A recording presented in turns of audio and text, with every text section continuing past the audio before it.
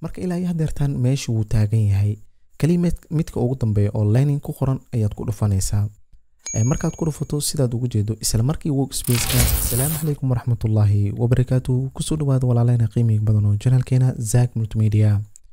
haddii aad marka kuugu horeysa YouTube channelkan aad soo booqatay, magacaygu waa Zakariya Axmed. waxaan YouTube channelkan aan inta badan aan kusoo bandhigaa arrimaha multimedia. muuqaalkan kooban waxaan doonayaa inaan idinkula wadaago sida Adobe Premiere Pro-ga loogu yara saaro cilada ah System Compatibility Report. run ahaantii waan yar ogahay, waxaan ka soo yara sameeyay muuqaal hore kaasi oo aan ku soo faahfaahiyay habka markaasi ugu fudud. runtii sidaan wada ognahay software-ada sanadba sanadka ka sii dambeeyo waa la sii update gareynayaa oo noocyo kale ayaa la soo yara saarayaa.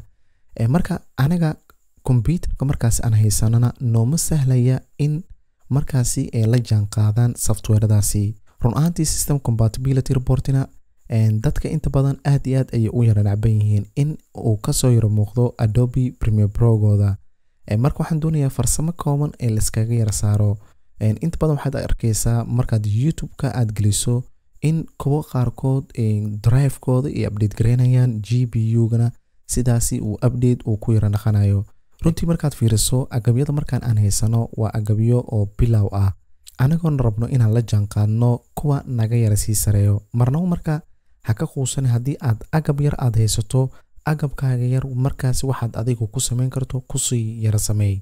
taasina waa iga talo. ugu horreyn marka waxaan doonayaa sidee ayaad ugu saari kartaa keliya System Compatibility Report Adobe Premiere Pro-ga. marka kusoo dhawaada ugu horreyn waxaad soo furanaysaa Adobe Premiere Pro-gaaga. sidaad u jeedo System Compatibility Report lagu yara sheegayo waa midkani. runtii wuxuu ku leeyahay video kaarkaaga update garey. run ahaantiina marka computerkani mardhow ayaan update gareeyay drive-kiisa, wax walba uu drive ah uu baran yahay.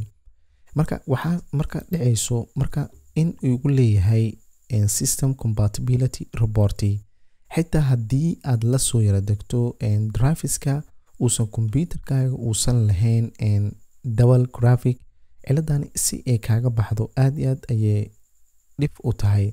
marka tani cilad ku diideysa ma aha in aad muuqaalo aad ku yara sameyso. runtii ku dhawaad ciladan iyadoo ay ku jirto ayaan waxaan ku yara sameeyay muuqaalo gaaraya 50 muuqaal ayaan ku yara sameeyay. sidee marka aad intaan aad ugu dejin kartaa? ugu horreyn marka waxaan iska leenahay continue. sidaa u jeedo horta meeshaan waxaa nagu soo yar muuqdo tabs. sidaa u jeedo dhammaan kuwani waa tabs. tabyadan marka waa workspace, waa meel lagu yara shaqeysanayo oo aad adigu diyaarsanayso. waxaa laga yaabaa marka ugu horeyso oo Adobe Premiere Pro uusan workspace uusan ku samaysnayn kaliya inay ku dooran tahay qaybtaas iyo editing. marka hadba waxa isbedelaya waa interface-ka, laakiin howlahan oo dhan waa isku yara mid. haddii aad doonayso marka cashir workspace hore ayaan muuqaal kaga soo sameeyay, qaybtan sare ayuu kaaga soo muuqan doonaa. sidee ayaan ugu dejin karnaa sheegani? runtii waxaad kaliya aad sameynaysaa waxay tahay in aad ku soo yara darto workspace kale. runtii workspace-yada default-iga ku yara yimaado Adobe Premiere Pro-ga waa intani adiga ilaa iyo wuxuu ku egyahay libraries. marka sidaad u jeedana saddexdani ana ayaa ku yara darsaday Zack Multimedia Vertical Workspace. marka dhib malahan cashirkaas haddii aad soo daawato oo aadna ku cusub tahay sida loo sameeyo meeshaas ayaad ka arki doontaa. kaliya marka waxaan sameynaynaa waxay tahay xoogaa yar kani ayaad inta usoo yara sikana workspace markaas aad ku yara shaqeynayso kaliya gees usoo sikay si aad workspace kale aad ugu yara sameyso. marka sidaan aad waxyaabo badan aad usoo sameyso workspace-ka saddexdan xabo ayaan hal xabo kale kusii yara darayaa. kaliya waxaan leeyahay Windows, kadibna waxaan kasii xolinayaa workspace, kadibna meeshaan ay ku qoran tahay save as workspace. marka kaliya waxaan ku dhufanayaa save as workspace, kadibna meeshaan waxaan ku qoranayaa vertical, kadib marka waxaan leeyahay okay. marka meeshaan sidaad ugu jeedo hadda warka waxay noo ahayd 3 shay. marka haddeertan waa Zack Multimedia Vertical, Center Vertical iyo Vertical 1. marka kuwan waa workspace-yo taasoo aan rabo in markii inta ay ku yara buuxsamaan in sheegani meesha uu ka yara baxo. marka ilaa iyo haddeertan meesha uu taagan yahay kaliya midka ugu dambeeya oo lining ku qoran ayaad ku dhufanaysaa. markaad ku dhufato sidaad ugu jeedo isla markii workspace-ka waa laga qarinayaa oo ma arki doontid.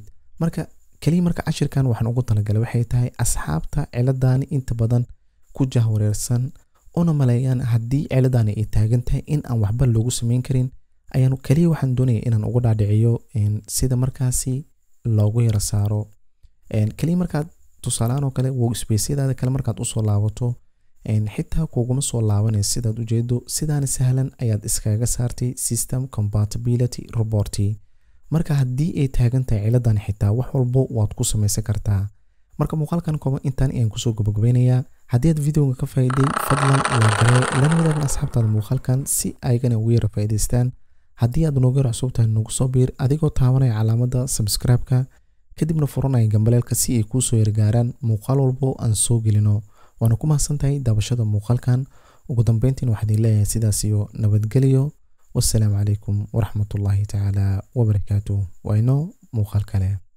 guuleysta